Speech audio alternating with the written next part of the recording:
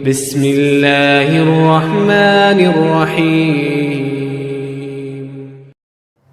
السلام عليكم ورحمة الله وبركاته.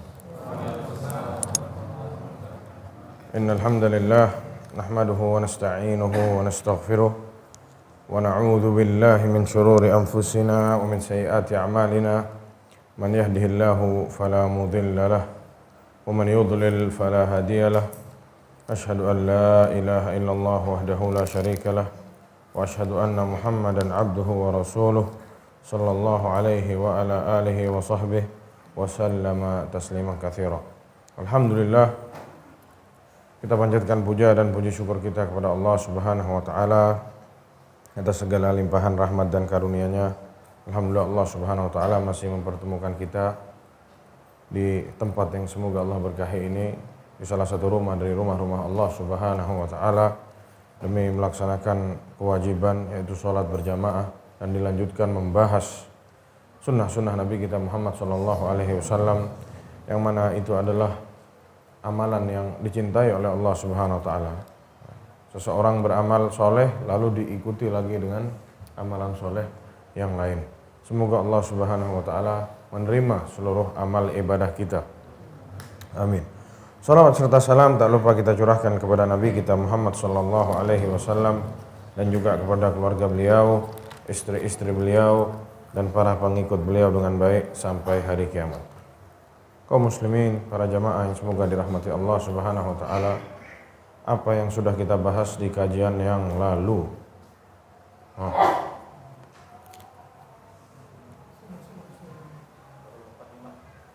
Muqaddimah, isinya apa?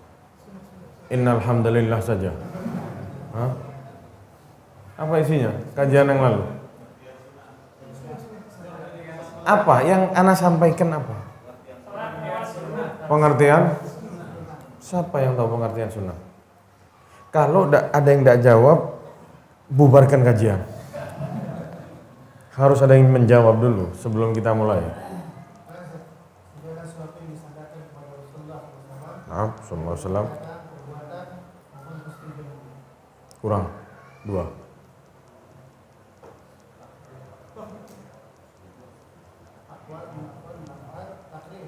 Takrir, terus sifatin ada di kitabnya itu. Ma udhifa ila Nabi sallallahu alaihi wasallam min qaulin aw fi'lin aw taqririn wa sifatin khuluqiyyah, fisik dan khalqiyah al-khuluqiyah, fisiknya dan akhlaknya Rasulullah sallallahu alaihi wasallam. Tidak ada hadiahnya, jemaah.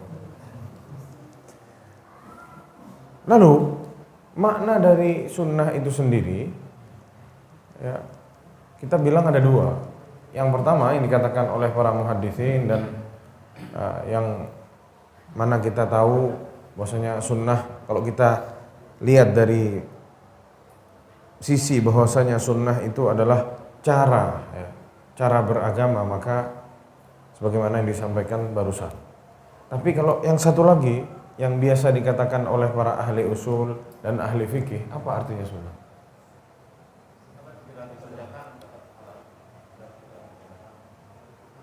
Dikerjakan mendapatkan pahala, tidak dikerjakan tidak apa-apa atau merugi, ya.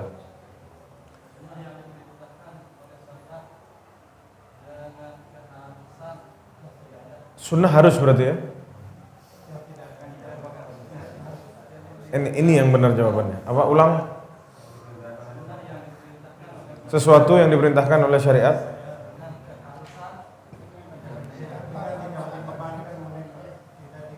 Ya, sesuatu yang diperintahkan oleh syariat tapi tidak dalam bentuk keharusan, ya. Diperintahkan tapi tidak dalam bentuk keharusan, ya.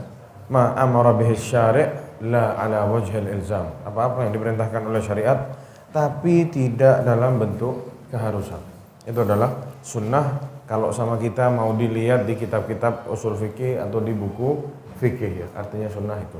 Yang mana bekasnya atau hadiahnya adalah pelakunya dapat pahala, tapi yang tidak melakukannya merugi, tidak dihukum oleh Allah Subhanahu wa taala. Para jamaah sekalian, kita juga sudah bahas di kajian yang lalu bagaimana dahulu para salafus saleh menghadapi atau jika tahu bahwasanya itu adalah sunnah, bagaimana mereka ya bersikap dan bertindak ya. Kita sudah ceritakan kisahnya tentang sholat 12 rakaat ya, dalam satu hari dan satu malam, sholat rawatib 12 rakaat, dan juga kita sudah bahas bagaimana Abdullah bin Umar ya, menyesal karena tidak mengikut jenazah ke kuburan ya. Dan juga kita sudah bahas tentang Fatimah dengan Ali bin Abi Thalib ya, sama Rasulullah SAW disuruh baca apa? Sebelum tidur ya, disuruh takbir 34 kali, terus subhanallah 33 kali, dan alhamdulillah 33 kali sebelum tidur ya. Terus yang selanjutnya kita juga kisahkan apa? Kisahnya Imam Ahmad ya, yang menulis 40.000 hadis dalam kitabnya Al-Musnad, yang mana beliau katakan bahwasanya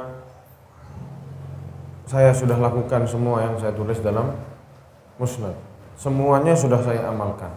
Sampai-sampai beliau suatu hari pernah berhijamah, pernah bekam ya, karena beliau tahu mendengar bahwasanya Rasulullah pernah bekam dan bayar orang yang membekam itu 1 dinar, yaitu 4 gram seperempat emas. Beliau juga tiru ya, kumpulin uang lalu bayar orang yang membekamnya kira-kira 3.800.000. Siapa yang di sini tukang bekam? 3.800.000 dibayar sama Imam Ahmad bin Hanbal. Jadi beliau berusaha untuk mengamalkan apa yang beliau ketahui. Beliau berusaha mengamalkan sunnah-sunnah Rasulullah Sallallahu Alaihi Wasallam. Dan masih banyak yang lain ya dari para salafus saleh, kisah-kisah bagaimana mereka ya, jika mengetahui bahwasanya itu adalah sunnah, tidak sebanding dengan sekarang ya. Ya, itu kan cuma sunnah kalau sekarang begitu. Kalau dulu mereka menyesal jika ada yang ketinggalan dari salah satu sunnah Rasulullah Sallallahu Alaihi Wasallam. Lalu para jamaah sekalian, sebagaimana yang sudah dijelaskan bahwasanya di depan anak ini ada sebuah kitab ya, yang ditulis ya, untuk menjelaskan bagaimana dan apa saja amalan-amalan Rasulullah Sallallahu Alaihi Wasallam dalam keseharian beliau ya. Dan juga beliau mengatakan, si penulis ini bahwasanya jama'tu fi hadhil waraqat kullama tatabba'tuhu minas sunanil yaumiyah, aku tulis di buku ini ya, semua sunnah-sunnah keseharian. Wa qad ughfila ba'd as-sunan 'amdan lil khilaf fi thubutiha li dha'fi ad-dalil ya. Dan juga tidak semuanya ditulis karena ada memang beberapa dalilnya yang tidak sahih ya. Au khilaf fi fahmil istidlal al-sunnah, atau ada khilaf di kalangan ulama ya yang berbeda pandangan. Nah, tapi aku berusaha, kata yang nulis ini, untuk mengumpulkan yang jelas, yang sahih-sahih dari sunnah an-nabawiyah ya. Ala sahibiha afdhalis salati wa azka at-tahiyyah ya. Beliau sudah berusaha semampunya untuk mengumpulkan yang sahih-sahih dari sunnah Rasulullah sallallahu alaihi wasallam ya. Bukan berarti selain yang ana mau sampaikan di buku ini itu salah ya. Bukan berarti seperti itu. Kalaupun tidak disampaikan sama beliau berarti mungkin berbeda pendapat sama beliau.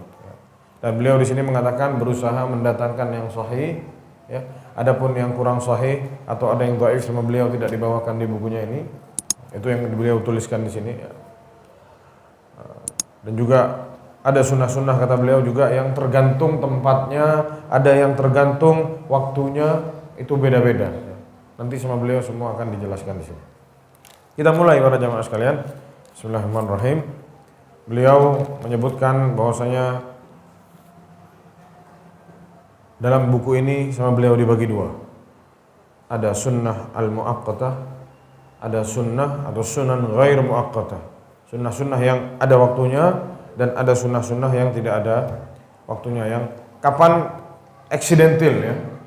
Jika ditemui segini Rasulullah begini ya. Misalkan adab untuk ke kamar mandi, misalkan itu kan buang hajat, itu accidental ya. Tidak ada waktunya. Kapan mau buang air ya buang air. Kapan Rasulullah dapat makanan ya makan. Itu namanya accidental. tidak berkesinambungan, bukan ada waktunya. Rasulullah kalau makan tuh jam sekian, tidak ada. Itu kan kita aja yang begitu. Ya. Pagi ngapain? Oh kalau pagi saya harus ngopi dulu. Makanya ada sunnah minum kopi katanya. Subhanallah. Yang bikin hadisnya tukang jual kopi. Ya. Dapat pahala apa? Wallahu a'lam bishawab, ngarang-ngarang mungkin. Mungkin yang bersangkutan jual kopi ya. Rasulullah SAW makan kalau ada makanan para jamaah. Kalau tidak ada makanan ya beliau tidak makan. Ya itulah potret Nabi kita Muhammad SAW. Tidak seperti yang banyak orang bayangkan. Mungkin dipikir, oh kan Nabi dihargai orang. Tidak mungkin miskin, tidak mungkin kekurangan uang. Ya. Tidak, Rasulullah itu miskin. Ya. Rasulullah itu miskin. Pulang ke rumahnya, tanya sama istrinya ada makanan? Tidak ada. Ya sudah kalau begitu saya puasa. Kita alhamdulillah pulang ke rumah ada kue, ya, ada nasi, sayur ada di belakang, ya, ada telur di kulkas, ya, ada teh, ada gula, ada kopi. Kita mau bikin apa tinggal istrinya dipanggil disuruh bikinin, dibikinin sama istrinya. Rasulullah pulang cari makanan, tidak ada. Kurma satu, tidak ada. Ya sudah, Anda berpuasa. Tidak rame-rame, tidak teriak-teriak. Ya. Males memang, tidak masak. Nah, dimarahin istrinya. Rasulullah SAW, ya tidak seperti itu. Jauh dari kata kaya, ya. Banyak uang, tidak. Banyak sahabat-sahabat yang kaya, ya. Abu Bakar Siddiq, ada Abdurrahman bin Auf, ada Utsman bin Affan, ya. Itu orang kaya. Ya. Tapi Rasulullah SAW bukan orang kaya. Hidup seadanya, ya. Kalau sudah terlalu lapar, tidak punya makanan, ya perutnya diikat dengan batu. Supaya tidak perih perutnya. Dan ternyata sahabatnya juga sama. Abu Bakar Siddiq orang kaya, tapi karena berinfak dikeluarkan semua di jalan Allah Subhanahu wa taala, kerap kali beliau merasa kelaparan juga. Makanya ada hadisnya ceritanya bagaimana bertiga Rasulullah, Abu Bakar dan Umar ngapain? Keluar di siang bolong, tiga-tiganya kelaparan semua. Perutnya sudah diikat sama batu. Ya. Alhamdulillah kita di zaman sekarang tidak ada ceritanya kelaparan. Ada saja rezeki yang Allah berikan. Mungkin meskipun tidak banyak, tapi ada saja. Ya. Rasulullah SAW bersabda, ya, man asbaha aminan fi sirbihi, ya, wa mu'afan fi jasadihi, wa indahu quta yaumihi, fa ka'annama hizat lahu dunya bihadafiriha. Barang siapa yang bangun tidur dalam keadaan aman, ya, dia bangun tidur, Masya Allah, ya. Dia bisa zikir sabah wal masa, ya, pulang dari masjid jalan kaki, ya, sama anaknya misalkan, pulang ke rumah semua istrinya sudah disiapin kopi, tenang, aman, tidak huru hara, ya. Alhamdulillah kita seperti itu sekarang para jemaah. Wa mu'afan fi jasadihi, sehat badannya, tidak sakit, tidak tidur di rumah sakit sana dikasih selang-selang yang banyak, sehat ada di rumah. Mau makan apa ya bisa dimakan. Alhamdulillah. Dan di hari itu dia punya makanan yang mau dia makan, ya. Kata Rasulullah, itu seperti orang tersebut punya dunia sama buntut-buntutnya semua. Sudah kayak raja, sudah setara sama raja. Mau apa lagi? Makan ada, sehat, aman. Ya sudah, ini yang dibutuhkan sama seseorang, ya. Tapi kita sepertinya kurang terus, ya, dan kurang. Kepikiran, loh kalau besok gimana? Sudah besok, urusan besok, rezekinya besok ya besok, kita tidak tahu.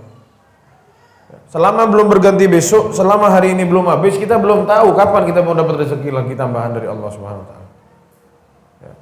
Jadi tugas kita di sini di dunia ini ya benar-benar kalau mau ditelaah hanya untuk beribadah kepada Allah Subhanahu wa taala. Rezeki itu bakal datang aja sendirinya. Banyak orang di luar sana para jamaah sekalian punya strategi sampai bertahun-tahun ke depan harus begini. Strategi bukan untuk ke surga, ya. Untuk di dunia saja mereka susun sedemikian rupa, yang mana mereka tahu itu semua akan hancur lebur. ya, semua yang mereka susun, ya, semua yang akan di atas di muka bumi ini yang ada akan